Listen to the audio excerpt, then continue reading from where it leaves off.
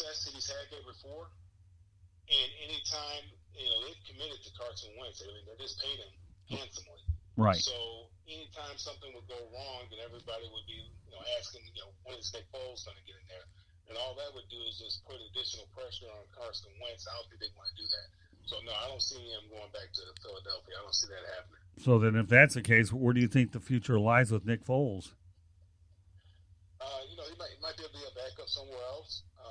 He can go to Kansas City with Andy Reid. He can go back up over there, back up Patrick Mahomes there. The guy they had there that was a backup, he was out of football for a year or two, backing up. But I think he can go to that type of situation, but I don't see him going back to Philadelphia. Just retires. But I definitely don't see him going back to Philadelphia. Could you see him serving as a backup in Jacksonville in the event that Minshew does go down? Well, I mean, they're committed to him salary-wise. Oh yeah, Salary-wise, I mean, I think they can come in next year and have an open competition at the quarterback position, because I think you need to have that. I think that's healthy. Right. I think that's the only way you make your team better is by having true competition at every position. It always seems that the quarterback position, we kind of want to give them that position, but every other position they're competing for that starting job. I think it would be good for him to come back to Jacksonville, for them to bring him back to Jacksonville, and have an open competition and get the best guy wins. That just makes your team better. Yeah, I was telling David Levin, our beat reporter up there, and I told him I think that it would be wise for Foles to come back.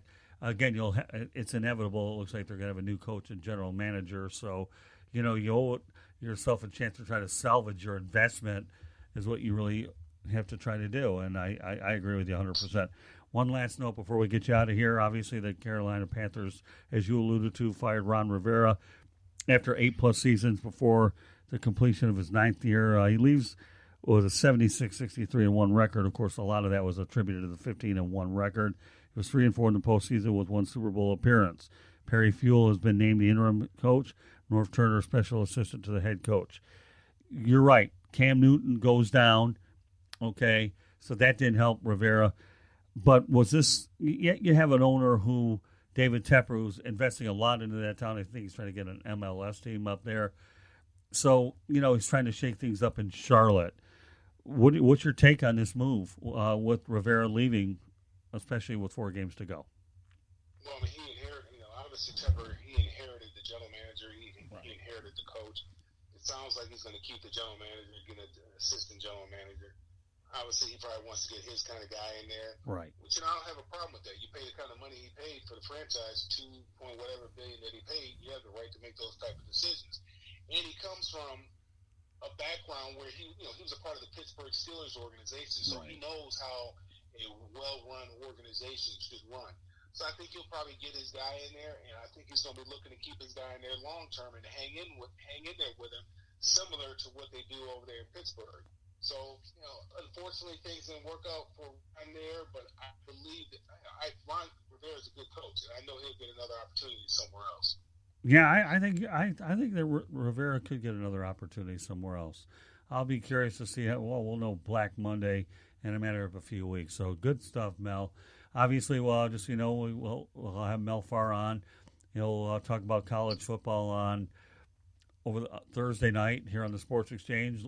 Just so you know, Lewis and I and Candy will be covering Conference USA's championship game featuring UAB and FAU. I think it should be a pretty good game there against 2 schools that obviously have had fine years, and that's one of the things we'll talk about. So do a little bit of research on that Conference USA game. I may be asking you a question or two about it. All right, Mel, any other things you want to add? We covered a lot of ground. I'm really glad that we were able to do that. About what we've talked about real quickly? No, I feel bad. That kind of caught me off guard about Ron Rivera, but again, I feel he'll land on his feet. That kind of shocked me. But no, I look forward to talking to you guys on Thursday and look forward to talking about some college football. Well, could you see Jason Garrett landing with the Giants? Obviously, the Giants have, had a good look at him the last few years. I hope that Jason Garrett gets another opportunity if he is let loose, so that we can see whether or not he's a good football coach or not. Because really, we don't know if he's a good football coach. Right. Because he's kind of just Jerry's the puppet master, and he's pulling Jason Garrett's strings. So I hope that he gets a legitimate opportunity with a decent, stable franchise, not like a Cleveland or something like that. Get somewhere where it's a good, stable franchise, and he has an opportunity to show that he has what it takes to be a good head coach. Very good point, too. You're right. Sometimes when you leave Dallas, everybody knows that Jerry's running the show, and if Jerry had his way, he'd be coaching the team. I think many years ago, Al Davis coached the Raiders, and I think there were other owners that have tried to do it. But you're right. I would like to see him get another opportunity. But with that said, okay, Mel, we'll talk about Thursday, but go ahead and kind of just get some notes about FAU against UAB, because that's a game that we'll be focusing on Thursday's edition of the Sports Exchange. Okay, buddy? And meanwhile, won't be long before you and I go out there and have breakfast together up in Atlanta, or what is it, Marietta, outside of Atlanta? Yes, sir. You're not that far away from SunTrust Park, are you? No, I'm not far at all. Oh, very good. So that'll be on my way back to the Midwest. So good stuff, Mel. Great work tonight, bringing you back into the NFL, but we're going back to college on Thursday. Okay, Mel? All right, guys. Have a good night. All right. Thank you very much. Mel. Thanks, Mel. Again, appreciate you, partner. Thank you. All right. Bye-bye. So, okay, what's your take on that, Lewis? So, you know what? He's right. Cam Newton's never played for another coach but Ron Rivera. Right. Now, say a hypothetical, Ron Rivera goes to, let's say, because we know Mitch Trubisky, we don't know what they have there in Chicago. Say Matt Nagy's out at the end of the season because they don't know what they have there, although they are a 500 team. You think Cam Newton follows Ron Rivera there if they eat that $19 million, or they just cut him, they get rid of him, save that cap space? I don't see Cam Newton up in New York. No. In Matt Nagy, Chicago. No, I don't see that either. But I don't see him in New York either. No, me neither. No. He'd get eaten up by the media. If you're going to walk in there dressing like a clown with New York, yeah, then we'll just bring back Bozo and his big top to see him walk around with that attire. I don't see him going to Chicago, though, either. I don't. For some reason, it just doesn't seem appropriate to me. Where? I don't know. I think you're right. I think he's best fit in a smaller market just because his personality is kind of made for those markets, though I don't think that's necessarily a good thing in this case because Newton obviously has had his history of outlashes against the press, and he's dressing like, I don't know, like a town sheriff with the hats that he wears. He looks ridiculous. I think his focus is more on fashion than football, and I think he needs to that's true. And a lot of people have talked about that as well, so good point. I'm glad you brought that up, fashion, football. But let me tell you, when you get to some of these bigger media markets, guys like Cam Newton will get eaten up alive. Be like a grizzly bear going after you out in the woods in Yellowstone Park, man. Yeah, it's like... Not that I've ever been through it before because I wouldn't be talking to you. He'd be helpless. I agree. I don't know, maybe he follows Ron Rivera, though, but I think we saw it with Mike McCarthy, who hasn't coached this year after the Packers let him go. A lot of those guys just like to take a year off. Maybe you get like a network job where you talk a little. Well, I mean, Mark McCarthy didn't have to take a networking job. Remember, for the longest time, Mike Shanahan took a year off, but he always kept in contact with his assistant coaches. And if you're getting paid money, to take a break for a year or two, recharge a battery, it's no big deal. Mm-hmm. We've talked. That's been a recurring theme, though, throughout the program. Getting back to when I talked about Chris Peterson with the Washington Huskies, and now you're bringing it up, which is definitely relevant, no doubt about that. Mm-hmm. But yeah, I mean, it's okay for coaches to take a year or two off.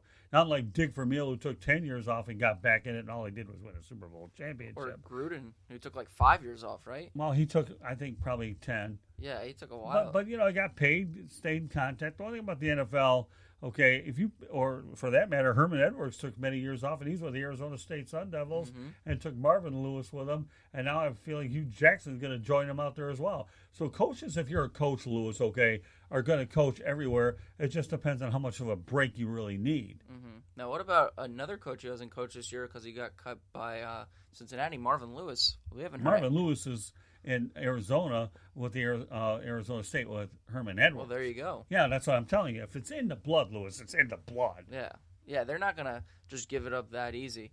Interesting. It's all about you're going to find out. It's all about the right situation and the people, and not only what you know, but who you know. Yeah, don't burn your bridges, right? That's the biggest thing you can emphasize in that regard. Well, I don't care where you're at. Don't burn your bridges. Yeah, you know what's good for you because it bites you anyways. Yeah, it'll come back and get you in the keister. Yeah, look, I think Cam Newton deserves to play next year. The biggest thing for him is he's got to be healthy, and I think physically and mentally, because obviously we saw it even the first 2 games of the season. Not only did he not perform on the field, but his headspace was just not where it needs to be.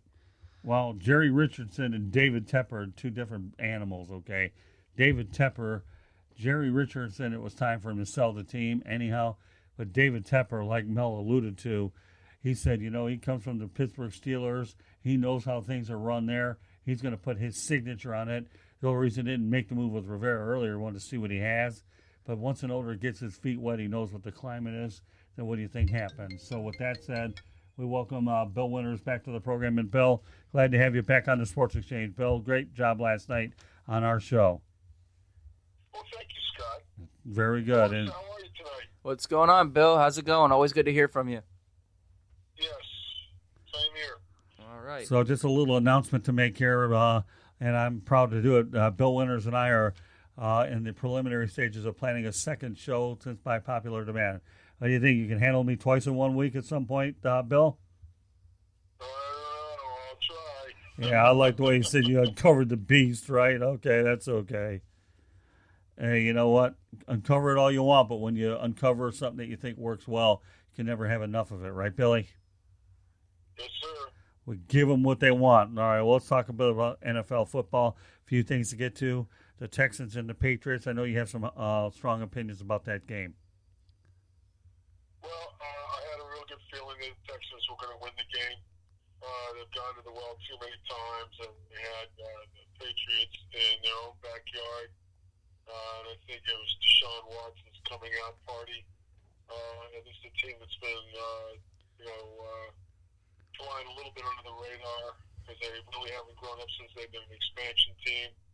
This is their chance to step in there and maybe have the nation take a look at them as a viable candidate to possibly win a Super Bowl in the next year to 2 to 3 years because they've got a good team and, they got a good quarterback. And the way to go out there is you got to beat the champ.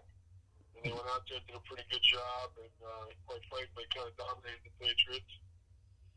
So it kind of exposed the Patriots a little bit on what they need to work on, but don't count them out. They go through this every time this time of year, and they'll probably make some corrections. And I think they need to get a wide receiver so some of their receivers get the separation a little bit so Brady can throw the ball a little bit better.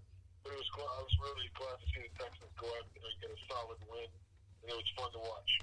Okay. So I'm excited about the prospects for the Texans in the future. All right, let's go on to Gardner Minshew, a big story up in Jacksonville. I got to see Nick Foles struggle in the first half, and it became inevitable that Minshew Mania was playing in the second half and showed a little bit of a spark there. Well, you got to have 2 quarterbacks. Right. Foles is the starter, but when you're not playing very well in the first half, you go to your backup. That's what good teams do. And it looks to me like they're going to give Minshew a chance to maybe win the starting job by letting him finish the games for the season. And I think some of these teams need to take a look at what they're doing, like the Rams, the Jaguars, and also the Carolina Panthers, because they got these quarterbacks making a lot of money. And they're either not producing or they're injured or, a combination of both. And it really sets your franchise back a lot.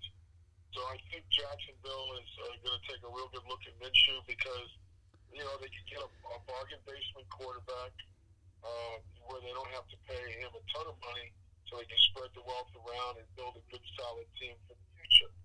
I think the Rams have kind of buried themselves a little bit, giving all this money to a quarterback that had a good year last year, but has been kind of exposed a little bit when he doesn't have a run game. That's Goff.